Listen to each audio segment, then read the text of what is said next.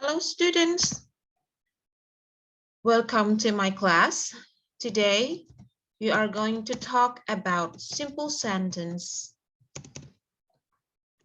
and compound sentence. I hope you have already read the materials in the book I shared to you so that you can be easier to understand the material I shared today. Start with simple sentence. For simple sentence, there are two things that you know to make the sentence or the structure. Yang pertama, yang harus kita tahu dalam membuat kalimat adalah subject and verb.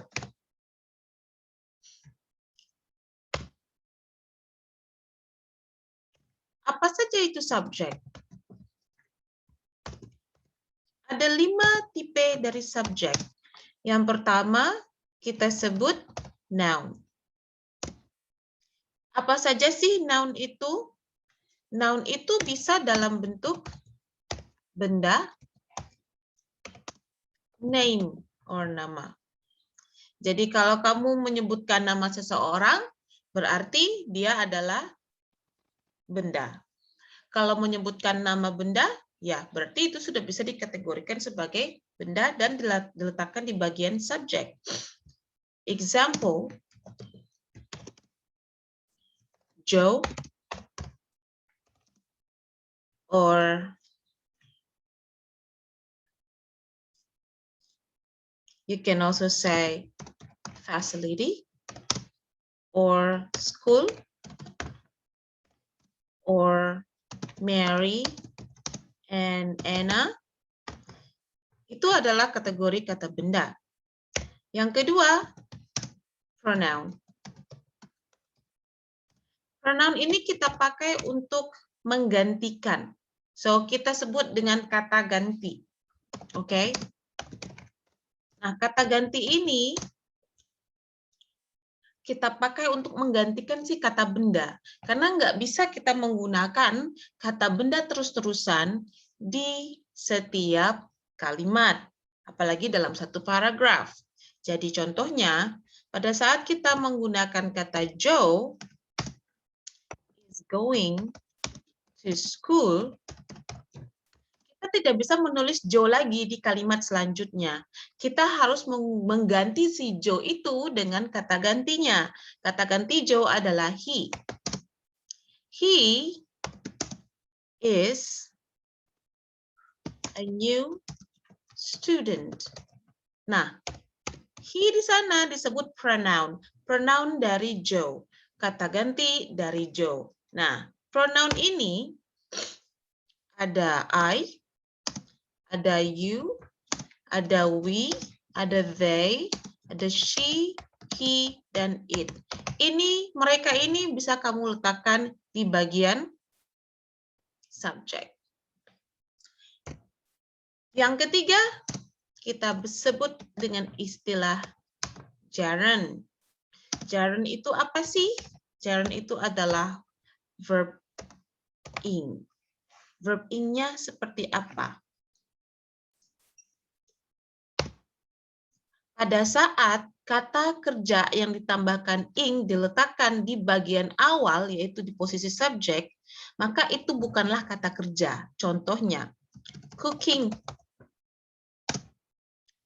Cooking adalah kata kerja yang ditambahkan ing.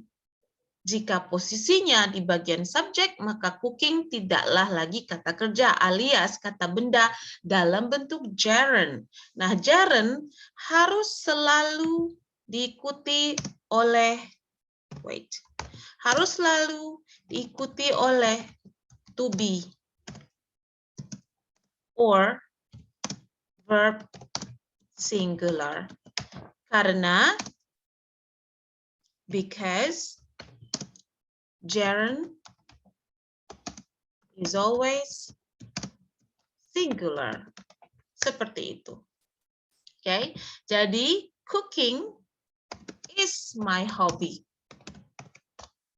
Ya. Jadi, kamu tidak bisa menggunakan are di sana. Or contoh yang lain, kita bisa bilang, traveling makes me happy. Kita tidak bisa menggunakan make kata kerja tanpa s di sini untuk kalimat present dikarenakan traveling di sini adalah subjek kategori tunggal. Yang keempat itu kita sebut to infinitive. Oke, to infinitive ini apa? To yang diikuti dengan verb 1. Kamu sudah pernah dengar sebelumnya? To diikuti oleh verb 1 ya. Wait a second. Contohnya ya. To cook.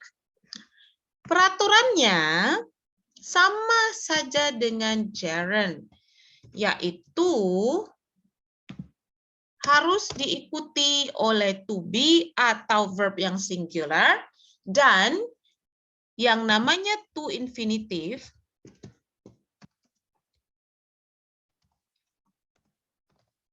itu selalu dalam bentuk tunggal. Jadi kita bisa buat to cook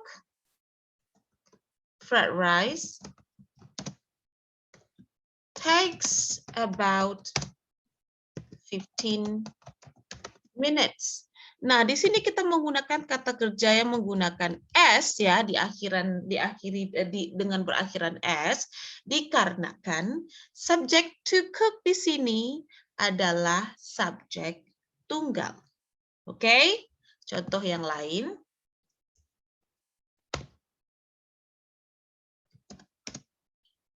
To get the book is not easy. Di sini kita menggunakan to be is dikarenakan to get or to infinitive-nya subjek to get merupakan subjek tunggal. Maka dari itu kita harus menggunakan to be is karena kategorinya adalah subjek tunggal. Nah, ini harus diingat-ingat terus. Kita lanjutkan. Yang terakhir 5. Subjek dalam bentuk noun clause. Apa sih noun clause? Noun clause itu bentuknya di dalam posisi si subjek, ya, ini subjek ya. Bagian depan ini kan subjek dan verb. Begitu ya posisinya ya. Nah, untuk si noun clause, si subjek ini bentuknya konektor, subjek, verb, lalu baru diikuti verb. Nah, yang konektor, subjek, dan verb ini adalah subjek. Oke, tetapi bentuknya dalam bentuk konektor, subjek, dan verb. Contohnya,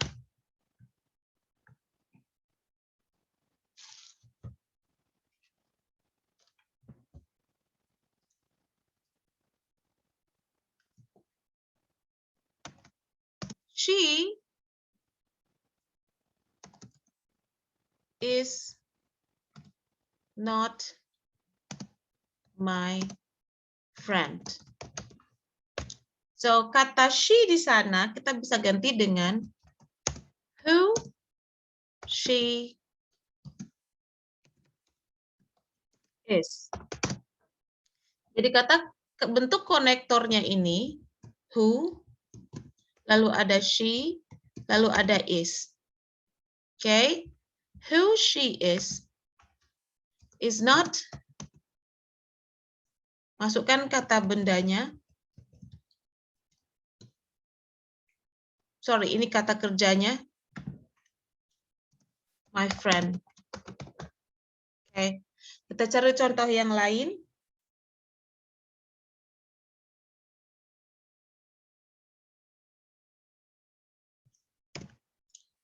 My observation is important. Nah, kata my observation di sini merupakan kata benda. Di mana kalau menggunakan kata benda, konektor yang kita pakai bisa dalam bentuk what. So, what I observe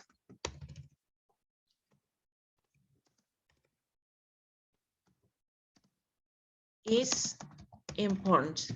Nah, seperti itu.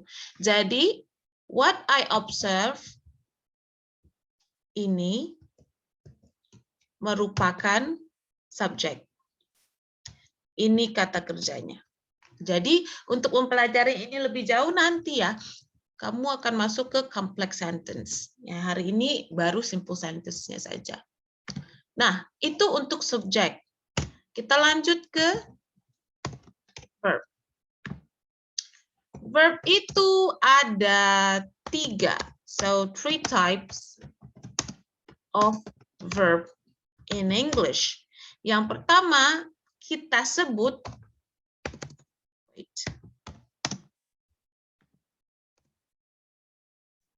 the first is auxiliaries.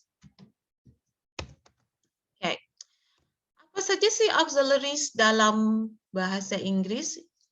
Auxiliaries dalam bahasa Inggris itu berdasarkan si tensesnya. Kalau present tense, ya, auxilariesnya do and does.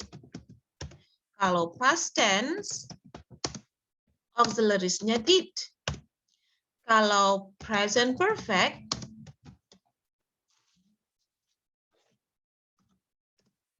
auxilariesnya have atau has. Kalau past perfect, auxilariesnya had. And kalau modal, kita pakai auxiliary-nya ada will, ada would, ada may, ada might, ada shall, ada should, ada can, ada could, ada must, and ada ought to. Nah, ini semua disebut dengan auxiliaries atau kata lainnya adalah kata bantu. Oke. Sampai di sini paham ya? Ini untuk yang pertama. Yang kedua, kata kerja yang kedua itu disebut, sebentar.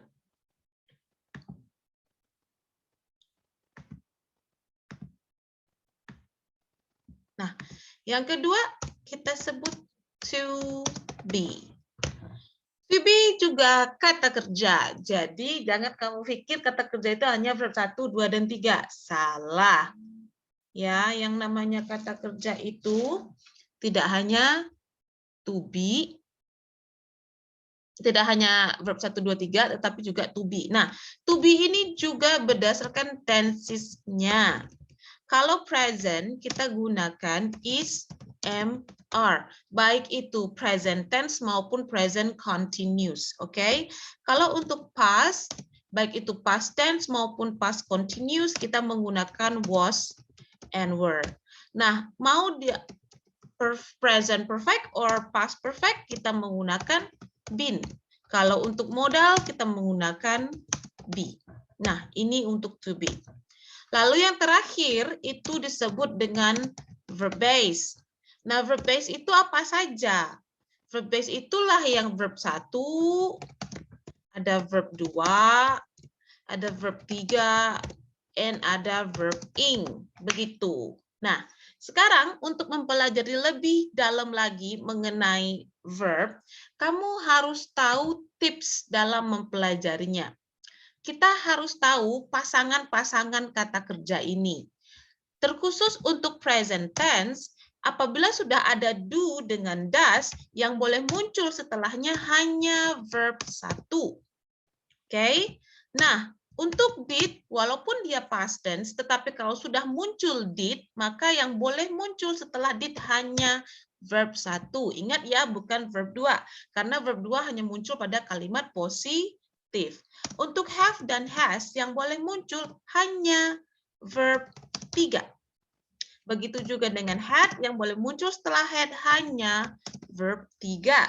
Dan setelah modal, apapun itu modalnya, yang boleh muncul setelahnya hanya verb 1.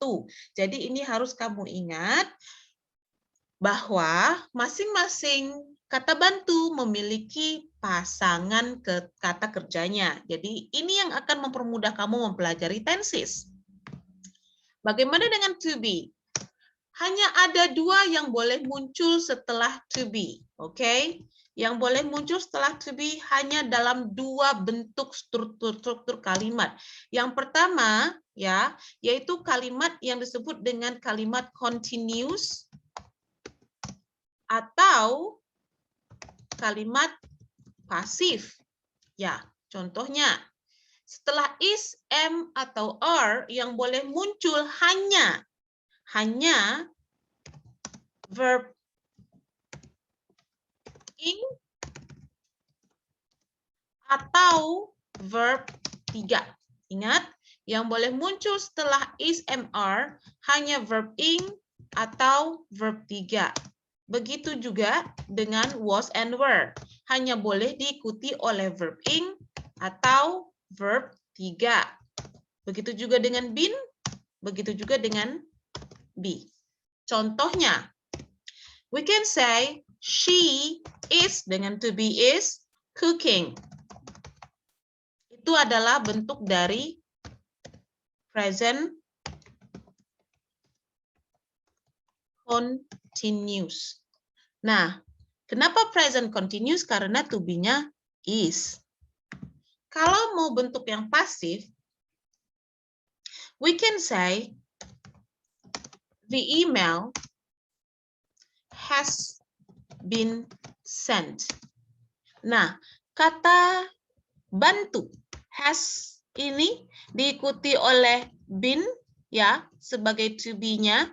Lalu ada kata kerja ketiga. Dikarenakan apa? Karena ini adalah kalimat present perfect dalam bentuk pasif. Nah, kalau belajar pasif ini ingat kita harus menggunakan to be. Ini to be-nya, ya kan? Jadi kamu harus menggunakan kata kerja, yaitu kata kerja ketiga. Nah, ini untuk kalimat pasif. Kita akan belajar lebih jauh di nanti meeting yang membahas tentang passive voice, oke? Okay? Then we go to verb base sekarang. Verb base itu verb 1. Nah, verb 1 ini kamu sudah tahu ya, bentuknya itu seperti ini kalau saya contohkan. Misalnya, we say swim untuk kata kerja pertama. Ini adalah verb 1. Kata kerjanya yang kedua yaitu swam. Ini verb 2. Kata kerja ketiganya swam. Ini verb 3. Dan kata kerja yang menggunakan ing-nya swimming. Itu adalah verb ing. Oke. Saya naikkan saja ke atas.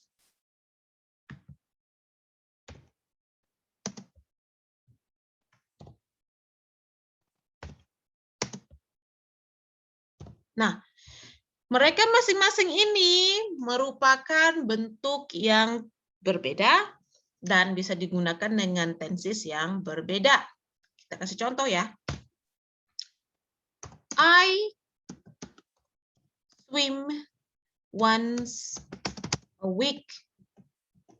Berarti ini merupakan bentuk present tense. Oke, saya letak di bagian atas saja ya. Nih. Kita pakai present tense di sini. Karena verb 1 bisa dipakai oleh present tense, bisa dipakai dalam bentuk past tense yang negatif dan interrogatif, bisa dipakai juga oleh modal. Nah, ini kita menggunakan present tense di sini. Verb 2. I swam yesterday. Kemarin, karena itu verb 2. And kita bisa bilang I have swum for 1 hour. Ini present perfect. Jadi ini adalah past tense.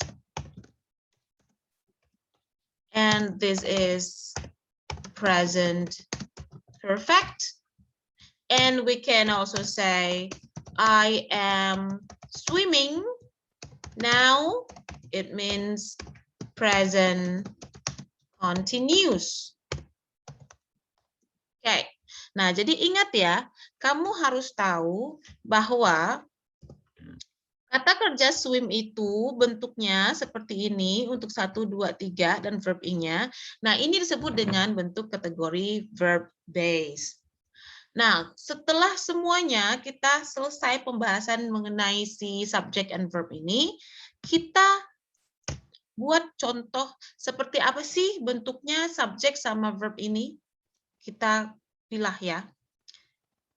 Joe has been waiting for you. Nah, kita lihat. Joe di sini saya buat di kalimat halaman selanjutnya saja.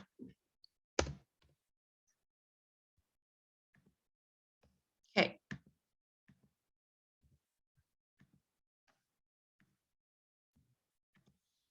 Contohnya tadi ya, examples. Joe has been waiting for you. Joe is subject, has been waiting for adalah kata kerja. Nah, kata kerja ini kita pilah lagi strukturnya. Has kategori auxiliary, been kategori to be, and waiting for kategori verb base. Selesai. Jadi kalau kamu membuat kalimat simple ya, ini sudah kategori kalimat simple dikarenakan apa? Karena memiliki satu subjek and satu kata kerja or one verb. Nah, ini yang harus kamu ingat. Oke. Contoh yang lain. The book will be sent to you. Nah, ini merupakan kalimat pasif. The book adalah subjeknya. Will be sent adalah kata kerjanya. Kita pilah lagi. Will merupakan auxiliary kategori modal, and be merupakan to be-nya, and send merupakan verb base-nya yang menggunakan kata kerja ketiga karena pasif. Nah, ini menggunakan bentuk kata kerja yang diikuti oleh ing karena continuous. Nah, that's it, finish. Ini dialah yang disebut dengan kalimat simple.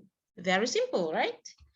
Jadi, saya rasa untuk penjelasan kalimat simple sentence selesai. Oke? Okay?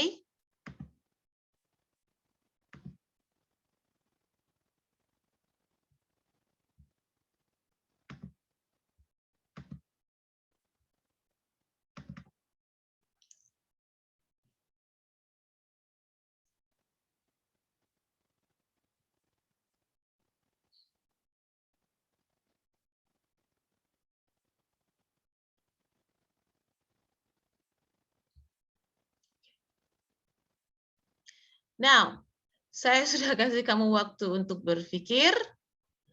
Kita masuk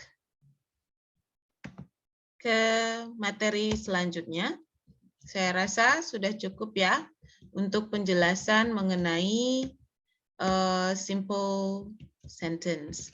Sekarang kita masuk ke kategori subject and verb agreement.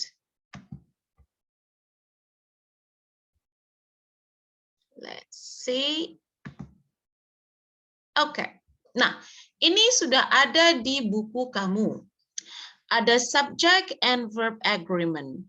Apa sih subject and verb agreement? The subject and verb must agree in person and number. Kamu harus tahu bahwa subjek sama verb itu udah ada pasangannya gitu loh. Gimana sih bentuknya?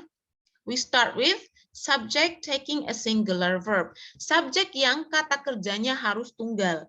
Bagaimana sih? Nah, jika kamu bertemu bentuk seperti ini di bagian subjek, ya, walaupun kata bendanya plural seperti ini, ya, maka tetap kata kerjanya harus tunggal. Oke, contohnya. Among her works is to the king's most excellent health. Jadi ini merupakan bentuk tunggal. Maka dari itu, di sini juga menggunakan bentuk yang tunggal kata kerjanya. Next, apalagi bentuk yang subjeknya itu menggunakan kata kerja tunggal. When the words below are used as subjects, they take a singular verb. Kalau kamu ketemu nih mereka-mereka ini di bagian subjek, maka kata kerjanya akan menjadi bentuk tunggal. Karena kalau sudah ada mereka, subjek menjadi tunggal. Contohnya, everyone was amazed by her poems. Oke, ini adalah bentuk kategori subjek tunggal. Oke. Nah, contoh yang lain saya kasih. Someone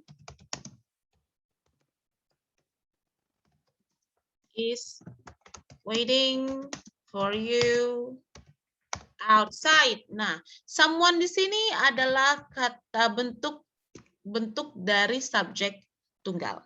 That's why kata kerjanya is atau tunggal juga. Next, itu kalau subjek kamu itu it. It itu selalu tunggal. So, it was her poems. It selalu tunggal. Makanya dia menggunakan kata kerja yang tunggal juga. Oke. Contoh yang lain. It makes me scared. Nah, it di situ menggunakan kata kerja yang tunggal, yaitu makes yang ditambahkan s. Karena kalau present tense, kamu harus menambahkan s pada kata kerjanya jika subjeknya tunggal. Kamu akan bahas itu nanti di pelajaran present tense. Lalu kita masuk ke subject taking a plural verb. Ini subjek yang kata kerjanya plural. Apa saja sih? Yang pertama, kalau subjek kamu itu ya digabungkan dengan by and, or, ya, both and. Jadi kalau dia ada both and di bagian subjek, fix itu adalah bentuknya plural. Example, both her mother and father were proud. Nah, karena dia subjeknya tunggal, maka di sini kita menggunakan to be. Sorry, karena subjek dan verbnya plural, di sini kita menggunakan to be plural juga, yaitu were. Tidak boleh pakai was ya. Nah, apabila ada kata several, both, many, few pada kalimat subjek, pada subjek kamu, maka kata kerjanya harus plural juga. Contohnya, many were amazed by her talent. Or we can say, many books are sold out. That's it. So, kita pakai are di sana, tidak boleh pakai is, dikarenakan many bentuknya plural. And ada subjek yang kita bisa tentukan apabila dia itu menggunakan kata kerja verb, kata kerja tunggal atau plural. Nah, contohnya, kata a number, apabila numbernya menggunakan maka kata kerjanya adalah plural. Tapi kalau di bagian number yang menggunakan that, jadi kalau kamu buatnya itu the number of people, harus pakai yang tunggal. That's it. Oke? Lalu ada bentuknya yang tergantung dengan si kata benda. Mau dia jadi plural atau singular, kata kerjanya, kita lihat dulu kata bendanya. Nah, apabila kata benda yang bisa dihitung, Maka kalau kita menggunakan ini, ya, kita harus membuat si kata kerja dalam bentuk plural seperti itu. Dan jika kata kerjanya itu adalah kata kerja yang tidak bisa dihitung, kata bendanya tidak bisa dihitung, maka kita menggunakan bentuk yang tunggal. Contoh yang lain. Some students are not in the class. Nah, di sini kita menggunakan are dikarenakan students itu kategori kata benda yang bisa dihitung, dan apabila sudah menggunakan quantifier some, maka dia menjadi plural. Nah, next. Jika si kata benda saya kasih itu adalah kata benda yang tidak bisa dihitung alias uncountable, water tidak bisa kita hitung, so some water is dirty. Nah, ini kita bisa menggunakan to be atau kata kerja yang tunggal. Oke. Next, itu adalah ketika subjects digabungkan dengan menggunakan either or. Ingat ini pasangan ya, nggak boleh diganti dengan nor. Neither nor, or not only but also. Nah, kata kerjanya tergantung pada subjek yang paling dekat ke kata kerja. Contohnya, not only her master, but also her mistress. Nah, ini yang paling dekat ke kata kerja ya, her mistress. Makanya di sini si kata kerja tunggal. Tapi jika kamu lihat, not only her mistress, but also the literary circles. Nah, literally circles. Circles ini bentuknya plural. Dan dia yang paling dekat ke kata kerja. Maka dari itu, kata kerjanya menjadi plural juga. Begitu. Nah, itu adalah penjelasan untuk subject verb agreement. So, I think sudah selesai ya untuk subject verb agreement. Silakan kamu pahami dulu.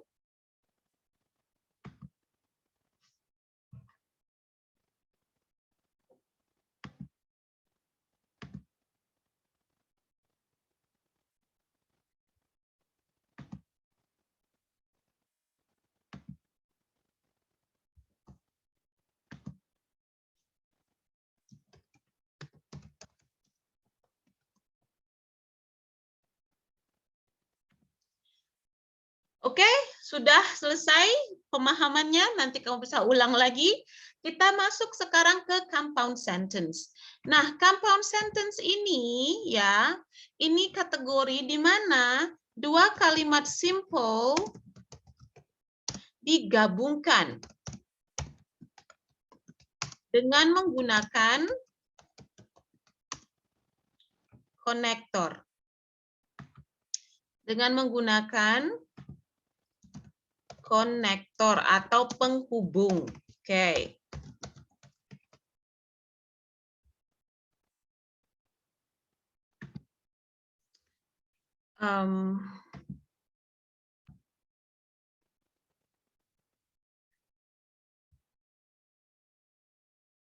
Oke.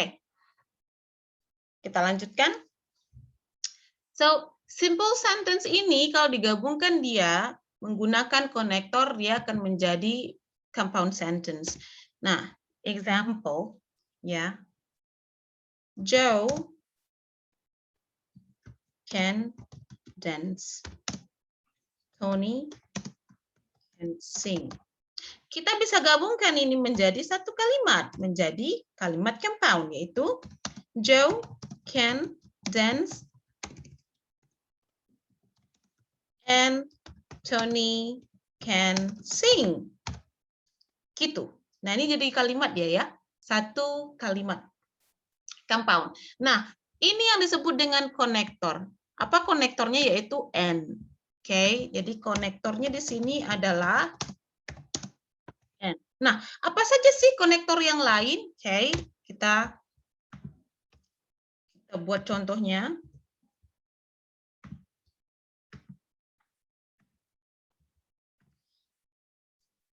Yang pertama itu ada voice band, namanya di sini disebut Van boys. Van boys. Nah, ini singkatan untuk konektornya. Apa ya? Van itu apa? Van boys itu apa? F untuk for, lalu ada N, A untuk N for nor, B for but, O for or, Y for yet, and S for so. Oke, kita kasih contoh masing-masing ya. She was in a hurry or she was late for an appointment. Nah, kata for di sini kita pakai untuk pengganti kata cause atau sebab. Jadi for itu adalah sebab akibat. Oke, jadi she was in a hurry, dia terburu-buru karena dia terlambat untuk temu janji. Oke, nah for ini adalah konektornya. Oke, and Joe will cook and Tony will clean the dish. Nah, and kita pakai untuk kalimat apa ya? Kalau istilahnya di sini adalah kalimat yang setara. Jadi ini adalah bentuk konektornya dan ini kita sebut dengan kalimat yang equivalent atau setara. Nor.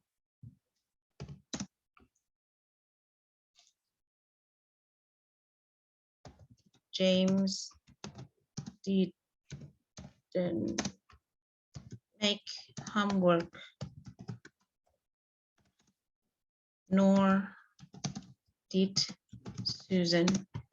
Nah, ini hanya dipakai untuk kalimat kalimat negatif.